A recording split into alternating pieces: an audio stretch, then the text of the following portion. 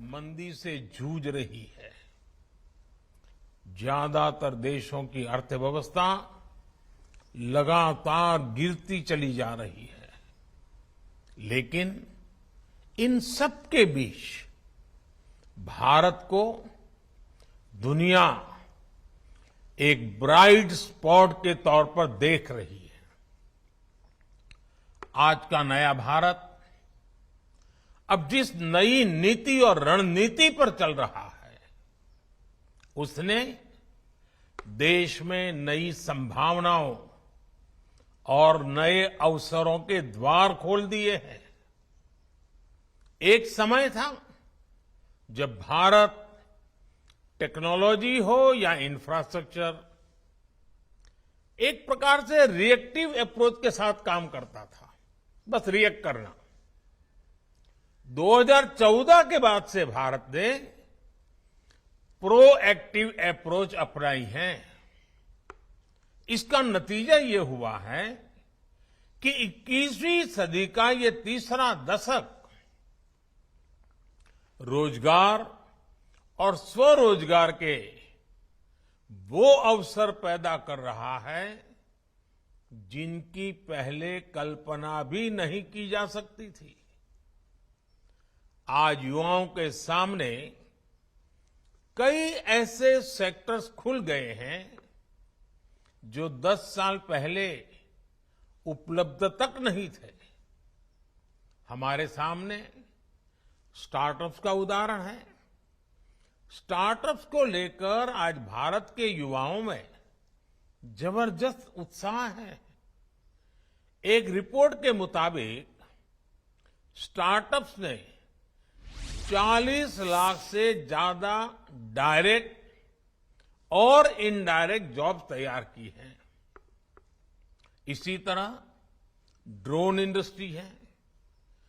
आज एग्रीकल्चर हो या डिफेंस सेक्टर, इंफ्रास्ट्रक्चर से जुड़े सर्वे हो या फिर स्वामित्व योजना, ड्रोन की मांग लगातार बढ़ती जा रही है। इसलिए बहुत सारे युवा ड्रोन मैन्युफैक्चरिंग, ड्रोन फ्लाइंग से जुड़ रहे हैं। आपने ये भी देखा है कि बीते 8-9 वर्षों में कैसे देश के स्पोर्ट्स सेक्टर का कायाकल्प हो गया है। आज देश भर में नए स्टेडियम तैयार हो रहे हैं, नई एकेडमी तैयार हो रही है। इनमें कोच, टेक्नीशियन, सपोर्ट स्टाफ की जरूरत पड़ रही है। देश में स्पोर्ट्स का बजट 2 गुना होने से भी युवाओं के लिए नए मौके बन रहे हैं। साथियों, आत्मनिर्भर भारत अभियान की सोच और अप्रोच सिर्फ स्वदेशी अपनाने और वोकल फॉर लोकल से कहीं ज्यादा है। ये सीमित दायरे वाला मामला नहीं है। आत्मनिर्भर भारत अभियान गांव से लेकर शहरों तक भारत में रोजगार के करोड़ों नए अवसर पैदा करने वाला अभियान है। आज आधुनिक सैटेलाइट से लेकर सेमी हाई स्पीड ट्रेन तक भारत में ही तैयार हो रही है। बीते 8-9 वर्षों में देश में 30,000 से ज्यादा नए और सुरक्षित LHB कोचेज बनाए गए हैं। इनके निर्माण में जो हजारों टन स्टील लगा है, अलग अलग प्रकार के प्रोडक्ट्स लगे हैं, उन्होंने पूरी सप्लाई चेन में रोजगार के हजारों नए अवसर बनाए हैं। मैं आपको भारत की टॉय इंडस्ट्री का भी उदाहरण दूंगा। अभी जितेंद्र सिंह जी ने उसका उल्लेख भी किया। दशकों तक भारत के बच्चे विदेशों से इंपोर्ट किए गए खिलौनों से ही खेलते रहे। ना तो उनकी क्वालिटी अच्छी थी, ना ही वो भारतीय बच्चों को ध्यान में रखकर बनाए जाते थे। लेकिन कभी किसी ने इस पर ध्यान नहीं दिया। हमने आयात होने वाले खिलौनों के लिए क्वालिटी पैरामीटर तय किए और अपनी स्वदेशी इंडस्ट्री को बढ़ावा देना शुरू किया। 3-4 वर्ष में ही टॉय इंडस्ट्री का कायाकल्प हो गया और इससे रोजगार के अनेकों नए अवसर तैयार हुए। हमारे देश में दशकों तक ये अप्रोच भी हावी रही कि डिफेंस इक्विपमेंट सिर्फ आयात किए जा सकते हैं, बाहर से ही ला सकते हैं। हम अपने देश के मैन्युफैक्चरर्स पर ही उतना भरोसा नहीं करते थे। हमारी सरकार ने इस अप्रोच को भी बदल डाला। हमारी सेनाओं ने 300 से ज्यादा ऐसे साजो सामान और हथियारों की लिस्ट तैयार की है जो अब भारत में ही बनाए जाएंगे, भारतीय इंडस्ट्री से ही खरीदे जाएंगे। आज भारत 15,000 करोड़ के डिफेंस इक्विपमेंट विदेशों में निर्यात कर रहा है।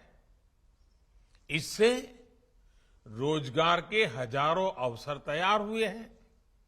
साथियों, आपको एक और बात कभी भी भूलनी नहीं चाहिए।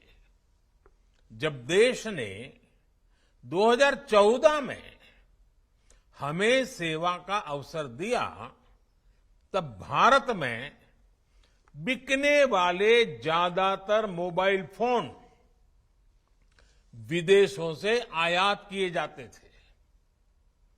हमने लोकल प्रोडक्शन बढ़ाने के लिए इंसेंटिव्स दिए। अगर आज भी 2014 से पहले वाली स्थिति होती तो फॉरेन एक्सचेंज पर हमारे लाखों करोड़ रुपए खर्च हो गए होते। लेकिन अब हम ना सिर्फ घरेलू जरूरतों को पूरा कर रहे हैं, बल्कि मोबाइल फोन का निर्यात भी कर रहे हैं। दुनिया के देशों में पहुंच रहा है। इससे भी रोजगार के हजारों नए अवसर बने हैं। साथियों, एम्प्लॉयमेंट जनरेशन का एक और पक्ष है और वो इंफ्रास्ट्रक्चर प्रोजेक्ट्स में सरकार द्वारा किया गया इन्वेस्टमेंट। हमारी सरकार इंफ्रास्ट्रक्चर प्रोजेक्ट्स में तेज रफ्तार के लिए जानी जाती है। जब सरकार कैपिटल एक्सपेंडिचर पर खर्च करती है तो बड़े पैमाने पर इंफ्रास्ट्रक्चर जैसे रोड, रेलवे, पोर्ट, नई इमारतें, बहुत सी प्रकार की चीजें तैयार हो जाती है। इंफ्रास्ट्रक्चर निर्माण में इंजीनियर, टेक्नीशियन, अकाउंटेंट, श्रमिक, हर प्रकार के उसमें तरह तरह के इक्विपमेंट, स्टील, सीमेंट, ऐसी भांति भांति की चीजों की जरूरत पड़ती है। हमारी सरकार के दौरान पिछले 8-9 वर्षों में कैपिटल एक्सपेंडिचर में 4 गुना बढ़ोतरी हुई है। इससे रोजगार के नए अवसर और लोगों की आय दोनों में वृद्धि हुई है। मैं आपको भारतीय रेलवे का उदाहरण देता हूं। 2014 से पहले 7 दशकों में 20,000 किलोमीटर के आसपास रेलवे लाइनों का इलेक्ट्रिफिकेशन हुआ था। पिछले 9 वर्षों में हमने करीब करीब 40,000 किलोमीटर रेल लाइनों का इलेक्ट्रिफिकेशन पूरा किया है। 2014 से पहले एक महीने में सिर्फ 600 मीटर नई मेट्रो लाइन बनाई जाती थी। 600 मीटर। आज हम हर महीने लगभग 6 किलोमीटर की नई मेट्रो लाइन बना रहे हैं।